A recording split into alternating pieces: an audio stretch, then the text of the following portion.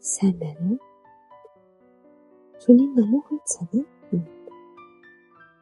Та яг одоо шөнийн болгоныг сонсож байна. Энд бид хэн нэгэн зөвхөн татгалзсан нэрвүү зөвтлүүдийг зөвлөн задалдаг. Өнөөдрийн цагт нэгэн сайн байна уу? Шөнийн болгоно. Би энэ зөвтлийг гомдлох гэж бичээгүй. Харамсах гэж биш.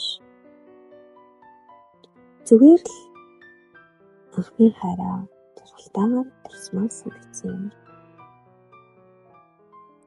Анхны хайр минь их цэвэрхэн байсан. Эд юу ч тооцоолж мэдгүй. Зүгээр л хамт байхдаа ачаалттай болчихдог. Тэр насандаа жирсэн. Тэр намайг хараад нэхэд би өөрийгөө хамгийн хөөрхөн охин гэж мэдэрдэг байсан. Гаднаас минь атгахад дэлхийн нам хүн болоод зүрхний цохилтол сонсогддог гэж билээ. Бидний юм байгаагүй. Гэхдээ чин сэтгэл байсан.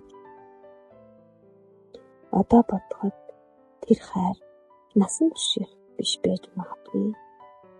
Гэхдээ миний амьдралын хамгийн гэрийн хэсэг байсан. Бид салсан гомдлолгүй зүгээр өөрийгөө замгаар үснэ.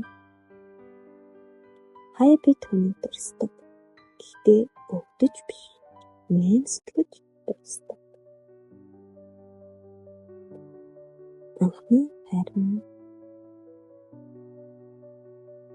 чи миний залуу насны хамгийн дутаахан амьдрал байсан. Зарим хүмүүс үлдэх гэж биш, мэдрүүлэх гэж ирдэг баг. Хэрвээ та анхны хайраа бодож байгаа бол түүнийг буцааж авах албагүй. Зүгээр л тэр үед инээж байсан өөрийгөө тэврээрэй. Та шөнийн дэлгэн сэтгэлийн шүнтгсийг сонсож байлаа. Шүн тань тайван байна. Сэтгэлтэй зөөлөн байна. Дараагийн дэлгэн хүртэл сайхан